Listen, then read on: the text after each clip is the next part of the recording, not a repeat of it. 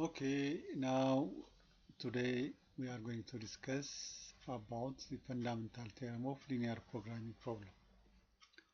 So here a basic feasible solution for which the objective function is maximum or minimum is an optimal basic feasible solution.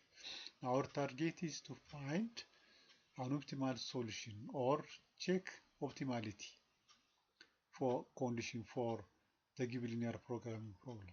So our target is to find the optimum minimum or the optimum maximum value.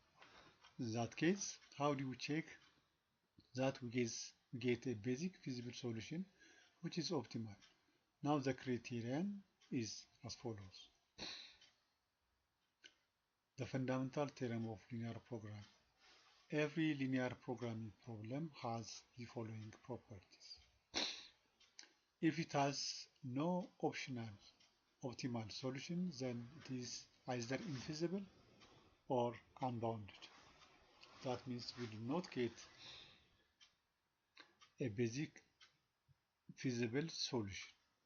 That is, it's out of the feasible region. The solution is also out of the feasible region, or the region may not be bounded. It may be unbounded.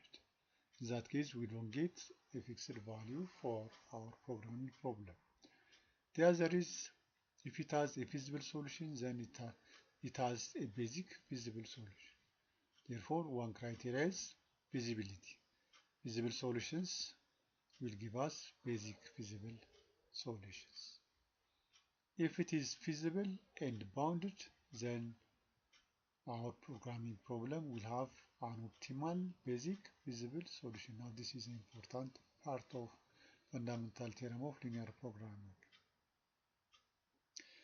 If the linear programming has a finite optimal solution, then the optimal solution is attained at the basic feasible solutions. So it is one of the basic feasible solutions that we get an optimal solution from. Now algebra. Let's do the algebra. How we can find such optimal value? Let's first simplify or do some algebra of the simplex method. Consider the following linear programming problem.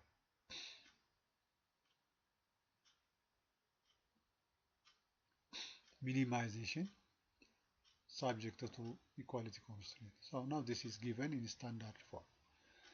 Therefore, A is M by N matrix with rank M. So B, let B be a matrix of M linear independent column vectors of A, and the remaining submatrix N composed of N minus M linear, not necessarily linear independent, simply N minus M other columns of A, not in B, just outside of B. Then we can similarly subdivide the column vector as follows. X is divided into two parts, the basic variables, non-basic variables after rearranging them in this order, where the vector xb are the variables corresponding to the columns of B, and the vector xn are the variables corresponding to the columns of the matrix N. Thus, the constraint equation becomes Ax equals just B matrix with these variables, N matrix with these variables subdivided, and then it gives us B. Sorry, multiplying the last equation, that is this equation. Now ignore this part, and then ignoring this, just take this part, this equation. Now in this equation, just multiply both sides by B inverse, because B is invertible matrix. If you multiply this by inverse, you have B inverse times B is the identity, plus B inverse N xn equals B inverse B. Therefore, xb can be computed like this. Just move this part to the right, so we get this. So xb is expressed in terms of the non-basic variables.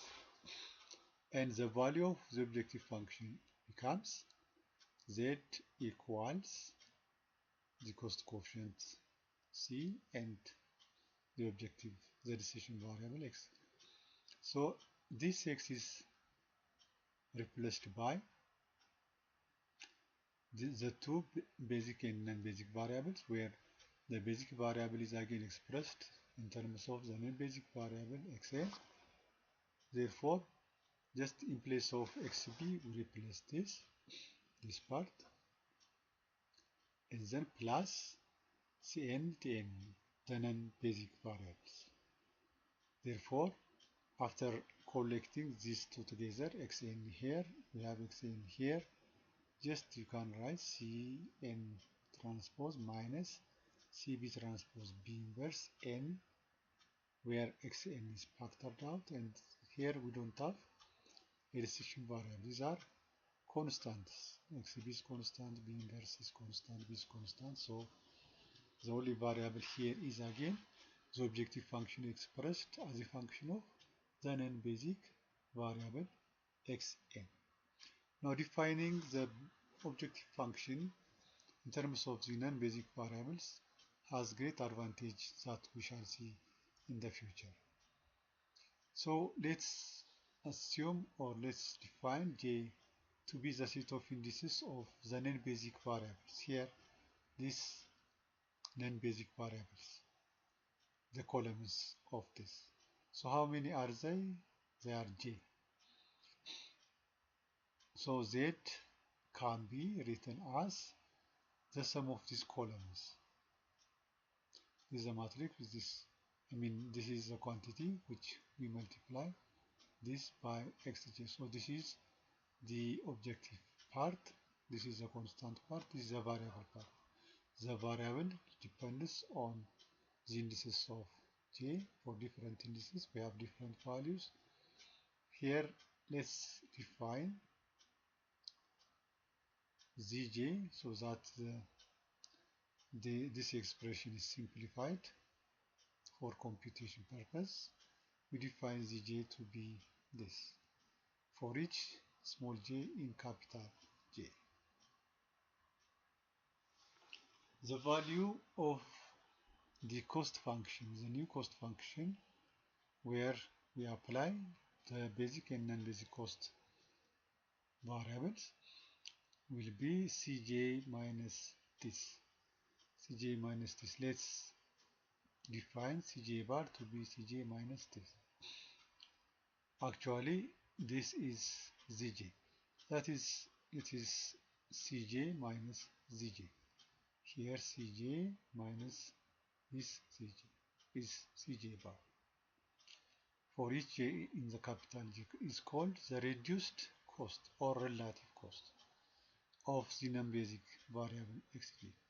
Now in the future we shall see what we can do in this non-basic variable, and this can be used as a criterion for existence of optimal solution.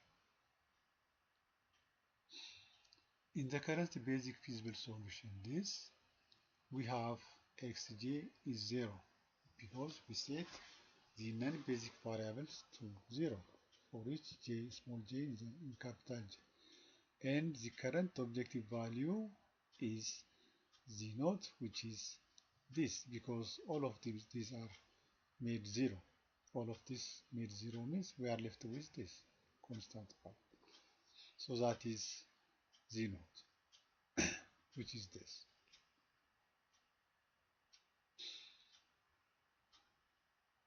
So we